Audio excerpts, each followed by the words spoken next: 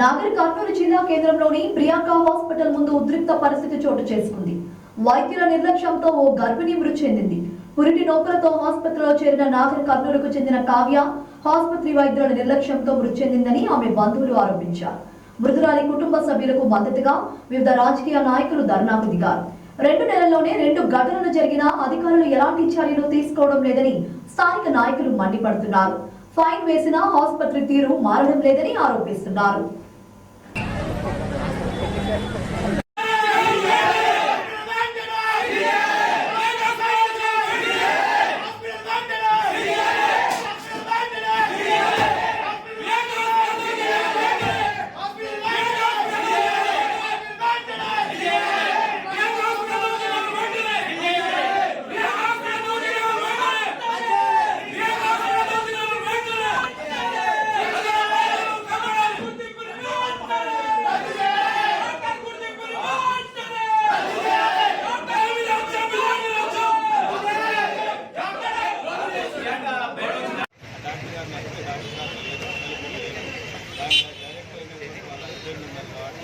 Doctor గారి ఒక opinion కావాలి, మాకు ఏం జరిగిందో తెలుసుకోవాలి.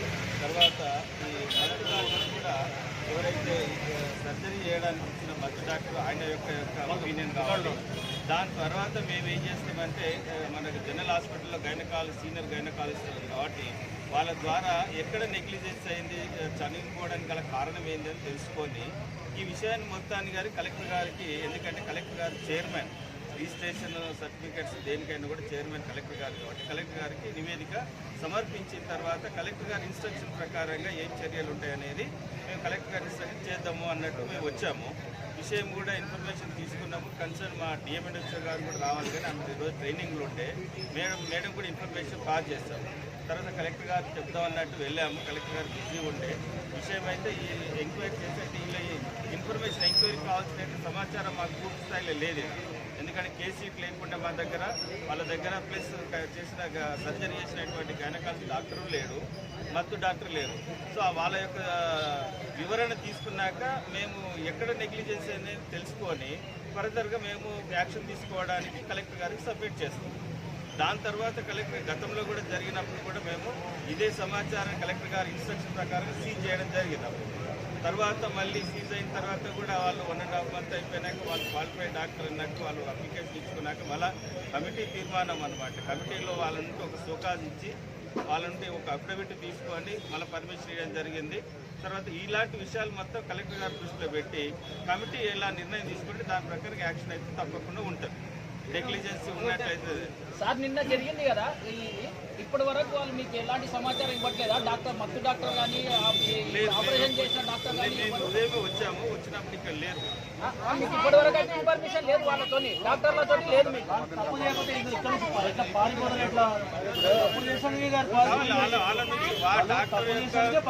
డాక్టర్ యొక్క ఎక్స్ప్లెనేషన్ అయితే కంపల్సరీ కావాలి.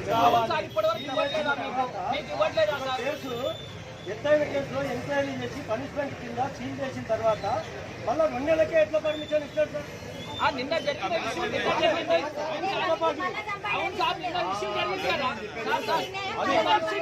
ఇప్పటి వరకు కూడా మీకు రాలేదా సార్?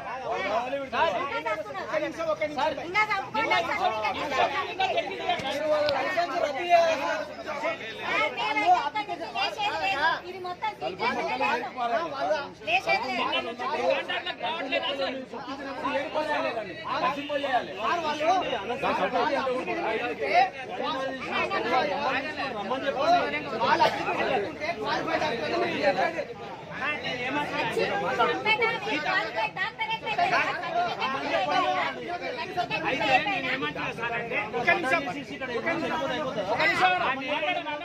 కాదు, నిన్న ఆమె ఇది చనిపోయింది, వాళ్ళే వాళ్ళ ఏరియా పంపించిండు. మళ్ళా ఆమె ఫోన్ స్విచ్ ఆఫ్ ఉంటుంది, ఆమె మీరు వస్తే అవైలబుల్ ఉండదు. అంటే మీరు ఒక పేషెంట్ చనిపోయిన తర్వాత చనిపోయిన కారణం ఏందో వాళ్ళకి చెప్పాలి. వాళ్ళ హస్బెండ్ ఫోన్ చేస్తే రిసీవ్ చేయాలి, లేదా యశోద హాస్పిటల్కి పంపించినాక అక్కడ నుంచి ఫోన్ చేస్తే ఈమె రిసీవ్ చేసుకోవద్దు, స్విచ్ ఆఫ్ ఉంటుంది. ఆమె మీరు వస్తే ఆమె అవైలబుల్ ఉండదు. అంటే కావాల్సి వచ్చి ఇట్లాంటి వ్యవస్థ చేస్తుంది అనేది మనకు పూర్తిగా అర్థమైంది. కాబట్టి అంటే ఆమె ఇయ్యాల రాదు, రేపు రాదు, ఇంకో 10 రోజులకు రాదు. మీరు ఎంక్వైరీ ఎప్పుడు చేస్తారు? అంతలోపటి ఇంకొంతమంది చచ్చిపోతే ఎవరు బాధ్యత వహిస్తారు?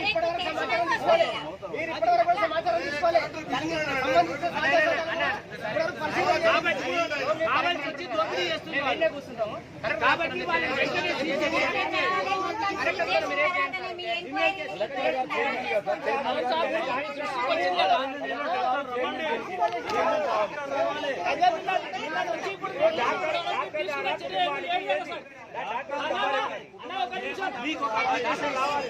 చేయాలి.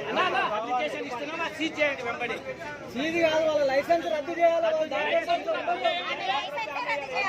డాక్టర్లు పిలిపియాలి, ఏం జరిగిందో రిపోర్ట్ తీసుకోవాలి.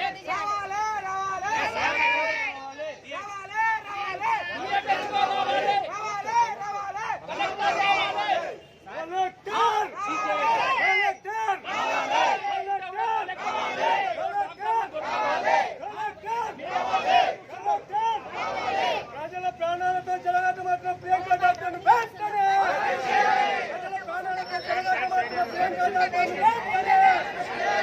వెంటనే.